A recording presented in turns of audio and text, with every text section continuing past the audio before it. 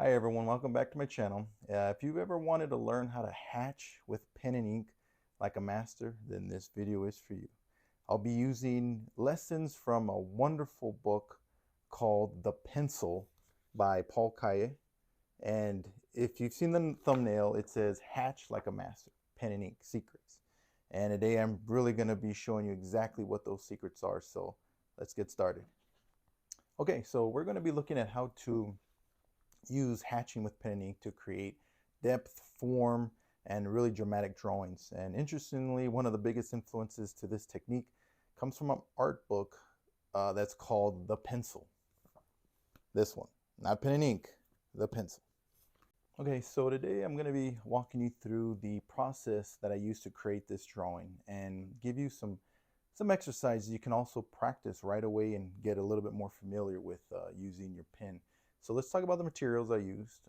First off, the paper is, I actually use a watercolor paper for this drawing. I wanted the option to be able to add a lot of color to this, and I love using watercolor. Of course, once the ink's dried, but I do not recommend inking on especially cold press watercolor paper if you simply want to have a really black and white ink drawing. I'd recommend using a very smooth Bristol paper, or if you do want to watercolor, use a hot press for the smoothness of the paper. For the pen, I used a Copic Multiliner PS. It's a 0.3 millimeter, and I absolutely love these pens. They feel incredibly silky, smooth. The ink flows very consistently, and they're both waterproof and marker proof, which is a good plus. So that's always something to think about when you're choosing your tools.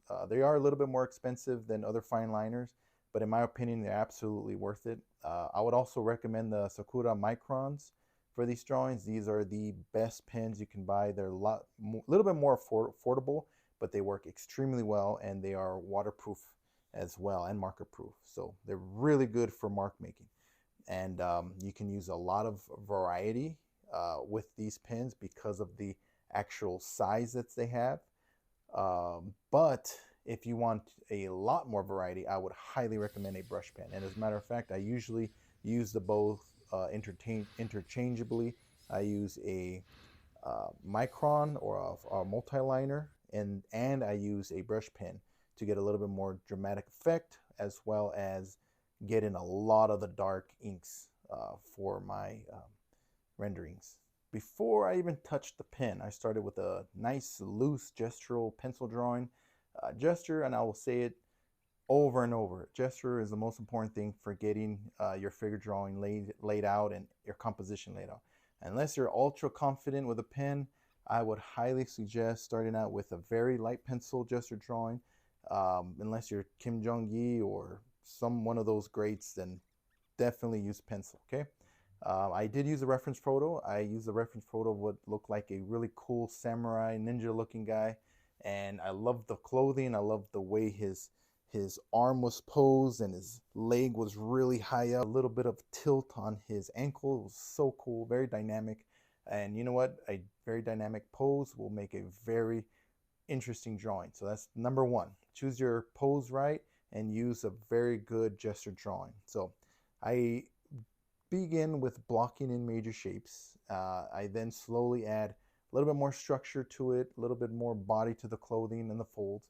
But once I was satisfied with the drawing, I then reinforced it a little bit more with shapes so that, they would help me with the inking stage. I don't want to leave too.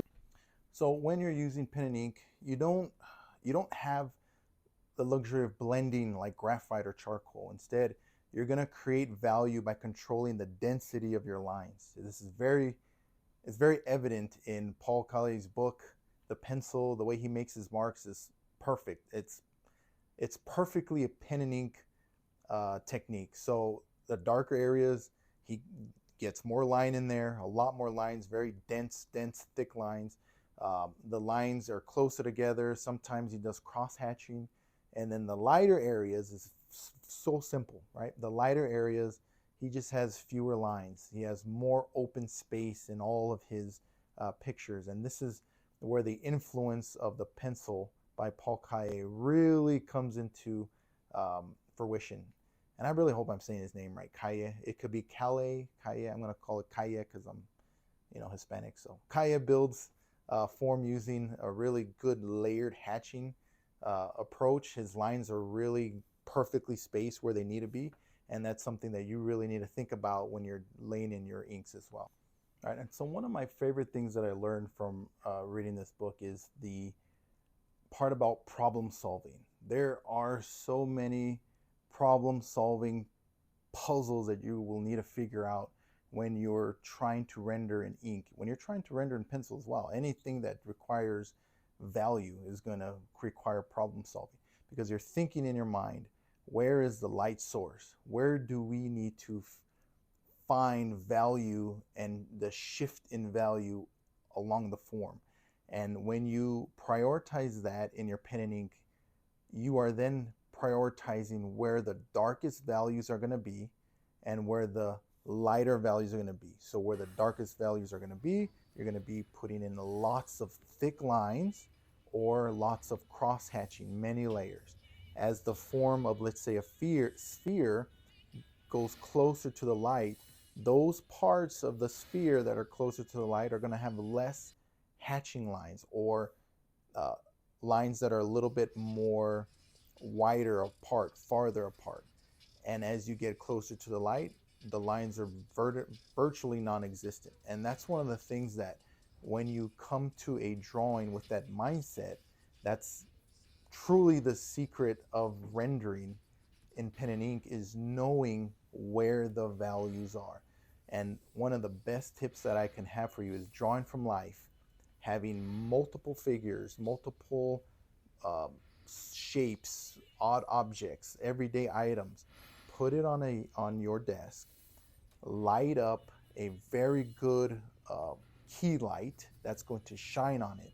And I would also recommend having some sort of a backlight that will allow for, it's a little bit weaker, but it will allow for a little bit more interest, that you can get better compositions out of their form, and you'll be able to see a lot more value and a lot more gradation of those values. So if you really want to know how to get better at these things, start with value. Hammer value in the middle, and you're going to have to end with value, because value is key.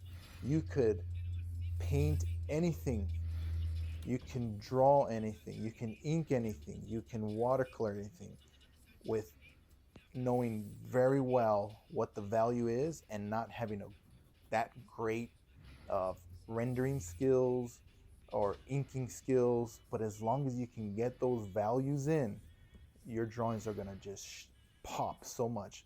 The inking that I was doing on this picture, this really cool samurai picture, the inking style is not very advanced at all. But because I know where the values are, the parts that need to pop will pop.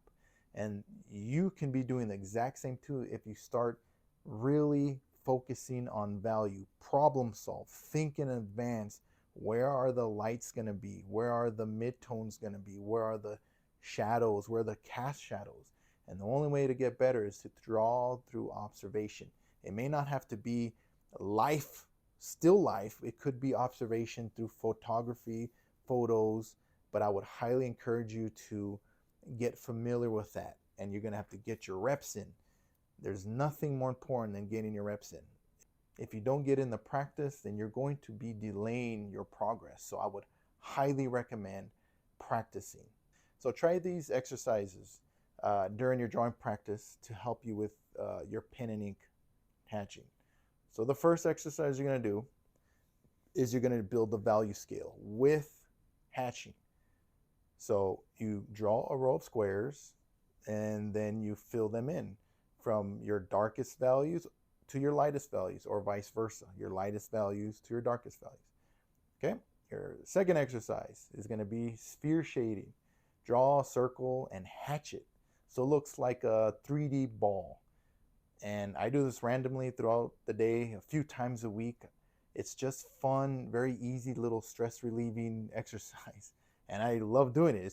I just find it fun. I do it with whatever new medium I get, I'll do little cylinders, right?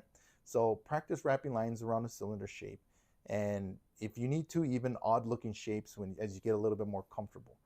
Most of what we draw are some kind of form of a simple shape. So simple shapes are going to be your best friend.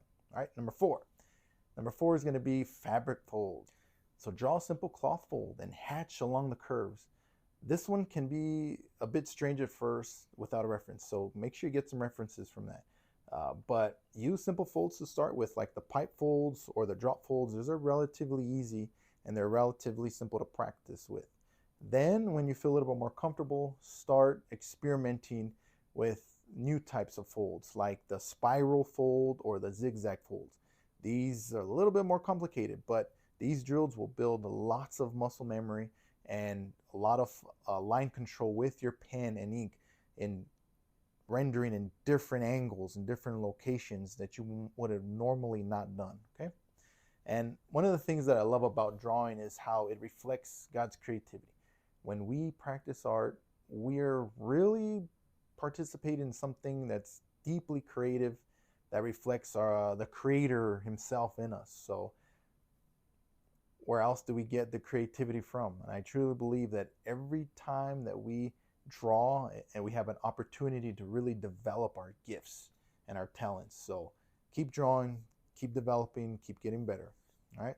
By the way, if this video is helping you, please make sure to like and subscribe so you don't miss any of the future drawing tutorials. I do make a new long form video every week, and I post shorts every single day. So let me know what questions you have about pen and ink drawings, about drawing in general, and anything illustration wise. I'll be more than happy to answer them. And I'd love to answer anything else in future videos. So don't hesitate. So thanks for watching. God bless you all. Keep creating. And I really hope this encourages you all to keep drawing and developing your creativity. Be sure to check out some of my other videos on drawing and art techniques. And I'll see you on the next one.